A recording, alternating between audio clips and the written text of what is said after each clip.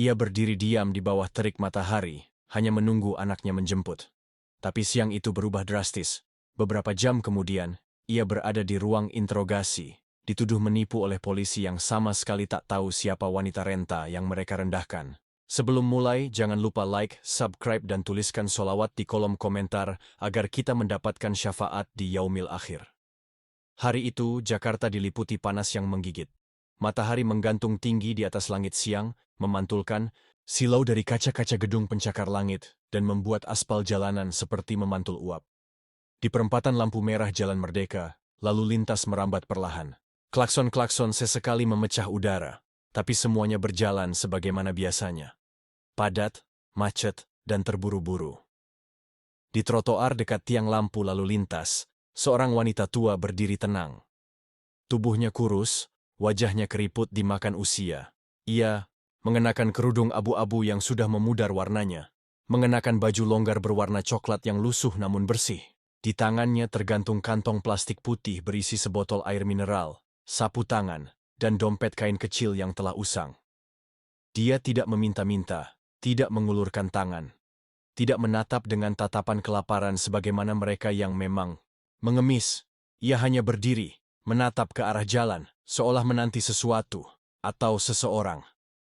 Sesekali, ia melangkah setengah meter ke depan untuk memastikan apakah mobil anaknya sudah datang. Hatinya berdebar cemas. Arya, anak semata wayangnya, berjanji menjemputnya sepulang dari inspeksi militer pagi ini. Sudah lebih dari 30 menit ia menunggu, tapi ia sabar. Ia tahu anaknya sibuk, dan ia tidak ingin membuatnya terburu-buru. Namun tidak semua orang melihatnya dengan pemahaman yang sama. Dari seberang jalan, seorang polisi muda berpangkat brigadir memperhatikannya sejak beberapa menit lalu. Sorot matanya. Curiga. Sudah beberapa hari ini ia menerima laporan tentang pengemis berkedok. Modusnya sederhana. Mengenakan pakaian tua, berdiri pasrah, membuat orang iba, lalu menghilang setelah mendapatkan cukup uang. Ia menduga wanita itu bagian dari kelompok itu. Tanpa bertanya lebih jauh, ia segera menyeberangi jalan, menghampiri wanita itu dengan langkah cepat dan sikap menggertak. "Bu, ikut saya ke kantor," ujarnya tegas, tanpa senyum, tanpa basa-basi. Wanita itu memandang bingung. "Kenapa, Nak?" "Kami seribui laporan soal penipuan berkedok pengemis. Anda kami amankan untuk diperiksa." "Saya bukan pengemis, saya hanya..."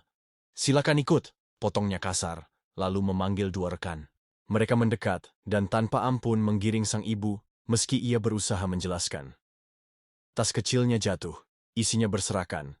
Dompet, KTP, uang receh, dan satu foto lama. Seorang pria gagah berseragam lengkap TNI dengan 2 bintang di pundaknya. Foto itu tak mereka hiraukan. Mereka hanya melihat seorang wanita tua lusuh di jalan. Dan itu cukup bagi mereka untuk dijadikan tersangka. Foto yang jatuh dari tas sang ibu nyaris terinjak oleh sepatu bot polisi. Di dalamnya terlihat sosok pria gagah berseragam TNI AD, mengenakan topi baret hijau dengan 2 bintang di pundaknya. Tanda jelas bahwa ia bukan prajurit biasa, melainkan seorang mayor jenderal. Tapi tak ada satu pun dari ketiga polisi itu yang menaruh perhatian. Mereka terlalu sibuk menaruh kecurigaan pada kerudung lusuh dan wajah tua yang tampak tak berdaya. Bagi mereka, wanita itu hanyalah bagian dari skema umum yang sering mereka temui di jalanan, orang yang memanfaatkan empati untuk mencari keuntungan. "Ngaku aja, Bu, kami sudah sering ketemu model begini. Berdiri pura-pura bingung, tunggu belas kasihan, habis itu kabur," kata polisi yang paling muda, berusaha terdengar bijak, padahal nada suaranya sinis. Sang ibu tak menjawab. Matanya hanya memandang kosong keluar jendela mobil patroli yang kini membawanya menuju kantor polisi sektor Tanah Baru. Hatinya remuk, tapi mulutnya tetap tertutup. Ia tidak ingin memohon, tidak ingin menjelaskan lebih dari yang sudah ia katakan. Sesampainya di kantor, ia langsung dibawa ke ruang interogasi. Ruangan itu sempit, temboknya berwarna kusam, dan kipas angin di langit-langit berputar malas. Sang ibu diminta duduk, tapi lebih seperti didorong ke kursi. Seorang petugas mulai mencatat data sambil terus mengintimidasinya dengan pertanyaan yang sudah terdengar seperti tuduhan. "Siapa yang nyuruh ibu berdiri di sana? Apa ibu bagian dari jaringan? Sudah berapa kali ibu lakukan ini?" Ia hanya menggeleng pelan, Sesekali berkata lirih, "Saya hanya menunggu anak saya." Sementara itu, di tempat berbeda, Mayor Jenderal Arya Satria Dharma baru saja tiba kembali di markas besar pasukan khusus tempat ia bertugas. Ia baru menyelesaikan kunjungan ke markas lapangan di Bekasi. Saat baru saja turun dari kendaraan taktisnya, ponselnya bergetar. Sebuah pesan singkat dari tetangga ibunya muncul. "Jenderal, maaf mengganggu. Ibu Anda barusan dibawa polisi dari lampu merah Jalan Merdeka. Mereka kira beliau pengemis." Darah Arya berdesir dingin. Ia membaca pesan itu 2 kali, matanya melebar. Tanpa sepatah kata pun, ia langsung memberi isyarat pada sopir dan ajudannya untuk bersiap. Wajahnya berubah kaku. Hanya satu pikiran memenuhi kepalanya. Ibu saya diinterogasi polisi? Karena dikira pengemis? Mobil dinas berpelat militer melesat keluar dari markas, membelah kemacetan Jakarta dengan sirin yang meraung rendah namun tegas. Mayor Jenderal Arya Satria Dharma duduk di kursi belakang. Tubuhnya kaku, kedua tangannya mengepal di atas lutut. Wajahnya tak menunjukkan ekspresi, tapi matanya menyala dengan amarah yang ia tahan sekuat mungkin. Setiap detik berlalu terasa seperti tamparan. Hatinya bergemuruh, membayangkan ibunya yang renta. Duduk di ruang interogasi yang penuh tekanan, diperlakukan seperti pelaku kejahatan. "Berapa lama lagi sampai kantor polisi sektor Tanah Baru?" tanyanya dingin. 15 menit, Jenderal, jawab sopir. Arya mengangguk pelan. Di ponselnya, ia kembali membuka pesan yang dikirim tetangganya. Disertakan juga foto samar saat ibunya digiring masuk ke mobil polisi. Jantungnya mencelos. Ia mengenal wajah itu. Wajah wanita yang telah membesarkannya, menyekolahkan dia hingga ke akademi militer, meski menjahit dari rumah ke rumah. Dan kini, wanita itu duduk di kantor polisi karena berdiri terlalu lama di trotoar. Sementara itu, di kantor polisi Tanah Baru, Ibu Arya masih duduk diam di ruangan pengap itu. Seorang polisi senior datang bergabung, melemparkan pandangannya ke arah wanita tua itu dengan jijik yang nyaris tidak disembunyikan. "Sama aja semua. Ngemis, pura-pura lemah, habis itu nangis-nangis cari simpati," ucapnya enteng. Wanita tua itu tak menjawab. Ia menggenggam foto anaknya yang sempat ia ambil dari lantai. Ditatapnya dalam-dalam wajah muda Arya saat pertama kali lulus dari Akmil. Sekarang, anaknya sudah menjadi jenderal. Tapi bahkan jabatan itu pun tak bisa melindunginya dari prasangka orang yang tak mau melihat lebih dalam dari tampilan luar. Tiba-tiba, terdengar suara kendaraan berhenti di halaman kantor polisi. Pintu depan dibuka keras, langkah-langkah cepat dan berat menghentak lantai koridor. Beberapa polisi langsung berdiri dari duduknya. Suasana mendadak hening, seperti ditelan badai yang belum sempat datang. Seorang perwira masuk dengan langkah cepat dan tegas. Seragam loreng TNI-nya berkilau di bawah lampu kantor. Di dadanya tertulis jelas, Maijen Arya S. Salah satu polisi yang tadi menginterogasi si ibu langsung menegakkan badan. Ada perlu apa ke sini, Jenderal?" Arya tidak menjawab. Tatapannya langsung tertuju pada ibunya yang duduk lemas di kursi. Matanya merah, napasnya berat, dan tanpa ragu suaranya menggema. "Siapa yang membawa ibu saya ke sini?" Ruangan itu berubah dingin. Beberapa polisi yang tadi begitu lantang kini terdiam seperti patung. Mayor Jenderal Arya berdiri tegak di tengah ruangan. Tubuhnya menjulang dengan aura otoritas yang mengintimidasi. Sorot matanya menyapu satu persatu wajah para petugas. Tak ada yang berani bicara. Tak satu pun mengangkat pandangan. "Ibu saya bukan penjahat," suaranya berat, tapi jelas dan menusuk. "Siapa yang menuduh beliau pengemis dan membawa beliau ke sini dengan cara paksa?" Salah satu polisi yang sebelumnya menginterogasi wanita tua itu terlihat gemetar. Namanya Brigadir Andi, seorang yang baru 3 tahun berdinas. Ia mencoba menjawab, Saya Pak. Saya kira. Kami pikir beliau bagian dari jaringan pengemis liar." "Tanpa bukti," potong Arya tajam. "Tanpa proses yang manusiawi, kalian pikir kalian siapa? Bisa mempermalukan warga negara seenaknya? Itu ibu saya. Tapi bahkan jika bukan pun, kalian tidak berhak memperlakukan siapapun seperti tadi." Tatapan Arya berpindah ke ibunya. Wanita tua itu kini berdiri perlahan, wajahnya tampak lega, tetapi juga lelah. Arya menghampirinya, menggenggam tangannya dengan lembut, lalu berbalik menatap para polisi yang kini berdiri kaku.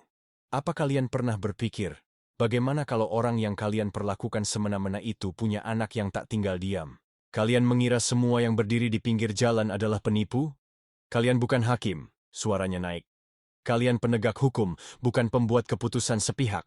Kapolsek yang baru saja masuk ke ruangan dengan tergesa, segera menyadari kesalahan. Bahasan yang telah terjadi. Ia menghampiri Arya dengan wajah panik. Mohon maaf, Jenderal. Ini kesalahpahaman. Kami akan beri sanksi internal. Dan Arya mengangkat tangannya, menghentikan perkataan itu. Jangan minta maaf pada saya.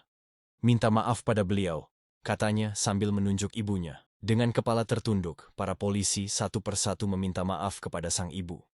Beberapa bahkan hampir meneteskan air mata karena malu. Arya tetap berdiri di sana, menjaga ibunya seolah sedang menjaga kehormatan seorang negara. Namun di balik semua itu, dalam hatinya, Arya tahu. Ini bukan hanya tentang ibunya. Ini tentang harga diri rakyat kecil yang terlalu sering diinjak oleh seragam tanpa nurani. Setelah permintaan maaf disampaikan satu persatu oleh para polisi, ruangan itu masih menyisakan keheningan yang ganjil. Bukan karena semuanya telah selesai, tetapi karena semua yang terjadi baru benar-benar mulai terasa. Ibu Arya hanya tersenyum, tipis, senyum seorang ibu yang sudah terlalu sering menerima perlakuan tidak adil dari hidup, tapi masih memilih untuk memaafkan. Tangannya gemetar ketika ia berdiri, dibantu oleh putranya yang kini berdiri tegak di sampingnya. Saya tidak marah, ucap sang ibu pelan, suaranya nyaris berbisik. Tapi kalian perlu tahu. Tidak semua orang yang berdiri di pinggir jalan itu penipu. Beberapa di antaranya hanya sedang menunggu anaknya. Kata-katanya sederhana, namun menikam dalam. Polisi yang tadi bersikap paling kasar tampak memalingkan. Wajah berusaha menyembunyikan rasa malu yang membuncah. Arya menatap wajah ibunya, lalu menatap kembali seluruh isi ruangan. Semua orang bisa pakai seragam, katanya. Kali ini suaranya lebih tenang. Tapi tidak semua orang bisa punya hati. Hukum itu bukan hanya tentang prosedur, tapi tentang rasa keadilan. Dan kalian baru saja melanggarnya. Ia kemudian membawa ibunya keluar dari kantor polisi. Langkahnya mantap, dan diiringi pandangan penuh hormat dan jasa bersalah dari seluruh personel di ruangan. Di luar, matahari mulai turun. Langit Jakarta memerah keemasan. Arya membuka pintu mobil dinas dan membantu ibunya masuk perlahan. Sebelum ia ikut masuk, Arya menoleh kembali ke arah pintu kantor polisi. Seolah ingin memastikan bahwa mereka yang di dalam benar-benar mengerti apa yang baru saja terjadi. Ia tidak mengancam, tidak melaporkan ke atasan mereka, tidak menurunkan pangkat siapapun. Tapi ia memberi mereka sesuatu yang jauh lebih berat, rasa malu. Ketika mobil mulai bergerak meninggalkan halaman kantor polisi, sang ibu menatap keluar jendela. Dulu ibu sering takut kalau kamu jadi tentara, katanya pelan. Tapi hari ini, ibu bersyukur. Arya menggenggam tangan ibunya. Tak ada balasan kata. Hanya genggaman yang cukup kuat untuk mengatakan bahwa keadilan kadang memang perlu suara. Tapi lebih sering lagi, ia butuh keberanian. Hari itu, bukan pangkat yang membuat kantor polisi itu diam. Tapi seorang anak yang tahu betul siapa yang harus ia lindungi, bahkan ketika dunia tak mempedulikan. Semoga kisah ini bisa menjadi pelajaran. Terima kasih telah menyimak kisah ini sampai akhir. Wassalamualaikum warahmatullahi wabarakatuh.